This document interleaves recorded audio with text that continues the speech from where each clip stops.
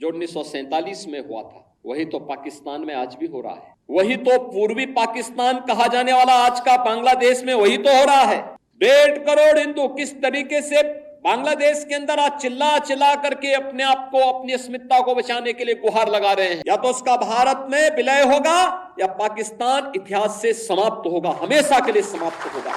नमस्कार, आप सभी का स्वागत है द मनमौजी पर और मैं हूं स्नेहा आपके साथ। उत्तर प्रदेश के सीएम योगी आदित्यनाथ अपने बयानों को लेकर सुर्खियों में बने रहते हैं। फिर चाहे बांग्लादेश के हिंदुओं को लेकर उन्होंने जो कहा कि बांग्लादेश में चुन चुनकर हिंदुओं को निशाना बनाया जा रहा है, तो वहीं अब पाकिस्तान को लेकर एक बड़ा बयान दिया है जिसमें उन्होंने कहा है कि पाकिस्तान का या तो भारत में विलय होगा या फिर वो हमेशा के लिए समाप्त होगा। इसका मतलब साफ है कि सीएम योगी आदित्यनाथ पाकिस्तान को घेर रहे हैं।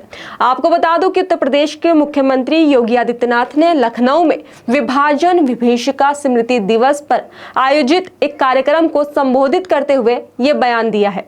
15 अगस्त देश की आजादी का दिन है, मगर आजादी से ठीक एक दिन पहले यानी कि 14 अगस्त को देश ने विभाजन का दर्द भी झेला था, क्योंकि उस दौरान जो है पाकिस्तान और भारत के जो रिश्तेदार हैं, जो लोग हैं, वो पाकिस्तान और भारत में रहने को मजबूर हो गए थे।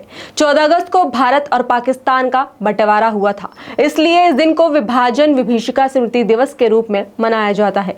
तो वहीं उत्तर प्रदेश की राजधानी लखनऊ में यूपी के मुख्यमंत्री योगी आदित्यनाथ समेत डिप्टी सीएम केशव प्रसाद मौर्य और ब्रिजेश पाठक जैसे कई दिग्गज नेताओं ने लखनऊ की सड़कों पर मौन पद यात्रा निकाली। इस दौरान योगी आदित्यनाथ ने पाकिस्तान को घेरे में लेते हुए ये बयान दिया है, क्योंकि आजादी के बाद पाकिस्तान की जो हालत है वो किसी से भी छिपी नहीं है। सीएम योगी ने पाकिस्तान पर हमला करते हुए कहा कि महर्षि अरविंद ने 1947 में ही घोषणा करते हुए कहा था कि आध्यात्मिक जगत में पाकिस्तान की कोई वास्तविकता नहीं है, जिसका मतलब है उसका कोई वजूद नहीं है। जब आध्यात्मिक जगत में किसी का वास्तविक स्वरूप ही नहीं है तो उसको नष्ट ही होना है। उसकी नश्वरता को हमें संदेह की निगाह से नहीं देखना चाहिए।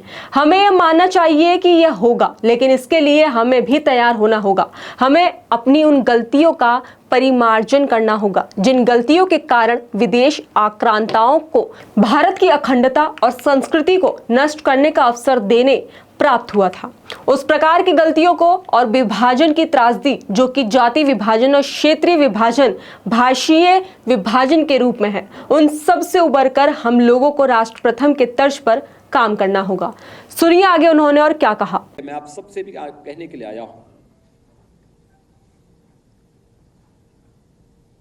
कि जो दृश्य 1947 में हुआ था वही दृश्य तो आज बांग्लादेश के अंदर हम सबको देखने को मिल रहा है। 1.5 करोड़ हिंदू किस तरीके से बांग्लादेश के अंदर आज चिल्ला चिल्ला करके अपने आप को, अपनी अस्मिता को बचाने के लिए गुहार लगा रहे हैं, और दुनिया के मुंह सिले हुए कथित सेकुलरिस्ट भारत के अंदर भी इनके मुंह सिले हुए एक भी शब्द इनका नहीं निकल रहा है,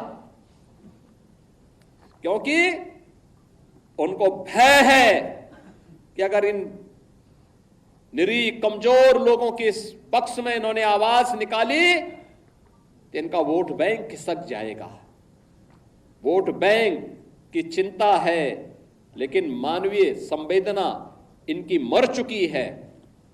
मानवता के रक्षा के लिए इनके मुंह से एक भी शब्द नहीं निकलने वाला है, नहीं निकलेगा, क्योंकि इन्होंने आजादी के बाद लगातार उसी प्रकार की राजनीति को प्रेरित और प्रोत्साहित किया, उसको लेकर के आगे बढ़ते रहे। ये लगातार बांटो राज करो की उस राजनीति के तहत ये लोग देश के अंदर कार्य करते रहे। अंग्रेजों से सत्ता इन्होंने उस समय प्राप्त की। ये वास्तव में भारत की सत्ता का नेतृत्व नहीं कर रहे थे, बल्कि अंग्रेजों के ही, ब्रिटिशर के ही मानस पुत्रों के रूप में इन्होंने भारत की सत्ता को उस रूप में संचालन करना शुरू किया जैसे ब्रिटिशर इस देश के अंदर कर रहे थे। और आज उसी का दुष्परिणाम यह देश लगातार चुकाया है, अखंड हिंदुस्तान चुकाया है।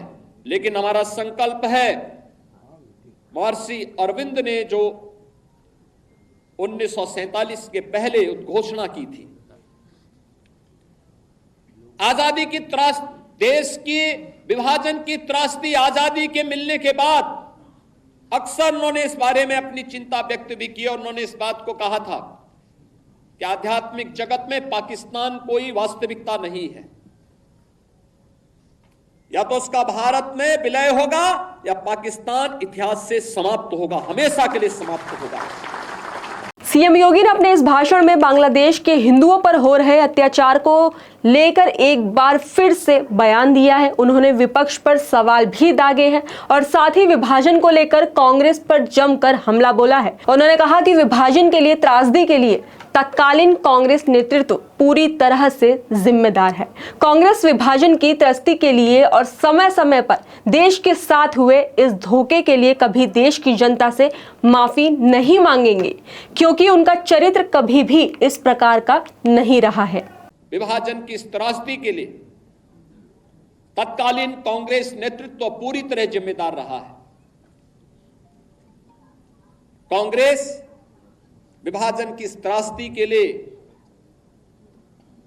और समय समय पर देश के साथ हुए इस धोखे के लिए कभी देश की जनता से माफी नहीं मांगेगी, क्योंकि उनका चरित्र कभी भी इस प्रकार का नहीं रहा। कांग्रेस का वास्तविक चरित्र अधिनायकवादी रहा है और देश के अंदर जब भी उसको अवसर मिला उसने लोकतंत्र के गले को घोंटने का प्रयास किया। 1975 इसका उदाहरण है। जब भी कहीं पर नागरिकों ने अपने अधिकारों की बात की, उसने आपस में लड़ाने का काम किया। देश के अंदर भाषाई विवाद, देश के अंदर क्षेत्रीय विवाद, देश के अंदर सनातन राष्ट्र में हिंदू और सिखों को आपस में लड़ाने का कार्य, ऐसे तमाम ऐसे पाप हैं इनके, जिन पापों की कभी माफी नहीं दी जा सकती है। और इसलिए हमें इस प्रकार के लोगों से सावधान रहते हुए फिर कहीं भी कोई ऐसी स्थिति ना आने पाए जो देश के वर्तमान और भावी पीढ़ी के सामने इस प्रकार की दुर्भाग्यपूर्ण त्रासदी की स्थिति पैदा करे। इसके लिए हम सबके जीवन का इस संकल्प होना चाहिए, हम इसके लिए परिमार्जन करने की दिशा में आगे बढ़ सकें। तो जब देश का विभाजन हुआ था तब कई लोगों को अपना घर छोड़कर या तो पाकिस्तान में अपना जीवन बसर कर रहे हैं या फिर भारत में रह रहे हैं। भारत देश आजादी की 77वीं वर्षगांठ मना रहा है, लेकिन जो विभाजन की टीस है वो अभी तक लोगों के अंदर है। ऐसे में पाकिस्तान को कंगाल हो चुका है, जिसको खाने के लाले पड़े हैं, लेकिन इसके बावजूद भी वो आतंकियों को पनाह दे रहा है। तो वहीं सीएम योगी का ये बयान सुन पाकिस्तान सख्ते में तो जरूर होगा। तो वहीं हाल ही में जिस तरह से राजनीतिक गलियारों में एक खबर थी कि सीएम योगी आदित्यनाथ लोकसभा चुनाव के बाद से सुस्त पड़ गए हैं, नरम पड़ गए हैं, तो उन्हें ये वीडियो जरूर देखना चाहिए, क्योंकि इन मुद्दों पर बोलने की जो हिम्मत है वो सीएम योगी के पास है, क्योंकि विपक्ष इन मुद्दों पर चुप्पी साध के बैठे हुए हैं। आपको बता दो कि विपक्ष के ही बड़े बड़े नेता हैं जो चाहते हैं कि भारत का जो हाल हो वो बांग्लादेश और पाकिस्तान की तरह हो। कि फारूक अब्दुल्ला जो जम्मू कश्मीर नेशनल कॉन्फ्रेंस के अध्यक्ष हैं, उन्होंने कहा था कि पाकिस्तान ने चूड़ियां नहीं पहन रखी हैं और उसके पास परमाणु बम भी हैं जो हम पर गिरेंगे। उनका यह बयान केंद्रीय रक्षा मंत्री राजनाथ सिंह के बयान के बाद सामने आया था, जब रक्षा मंत्री राजनाथ सिंह ने कहा था कि पीओके का भारत में विलय होगा, जिस पर फारूक अब्दुल्ला ने पाकिस्तान का पक्ष लेते हुए ये बयान दिया था। एक और नेता का बयान मैं आपको बताती हूं, जो कांग्रेस के वरिष्ठ नेता हैं सलमान खुर्शीद, जिन्होंने हाल ही में एक बयान दिया है और ये बयान दिया है बांग्लादेश में हो रही हिंसा पर। उन्होंने कहा कि जो आज बांग्लादेश में हो रहा है वो कल को भारत में भी हो सकता है। अब आप ही इन लोगों की मानसिकता देख लीजिए कि ये लोग अपने ही देश को अंदर ही अंदर खत्म करने की कोशिश कर रहे हैं, क्योंकि इन्हीं नेताओं के बयान से उन लोगों को हौसला मिलेगा जो बस मौके का इंतजार कर रहे हैं कि कब कुछ मुद्दा निकले और हम भारत में दंगे करें। ऐसे में सीएम योगी का यह बयान अब इन लोगों को भी सुनने की जरूरत है कि कैसे अपने देश के लिए काम करना है और कैसे इन मुद्दों पर खुलकर बोलना है। इस खबर पर आपकी क्या राय है, हमें कमेंट बॉक्स में जरूर बताएं।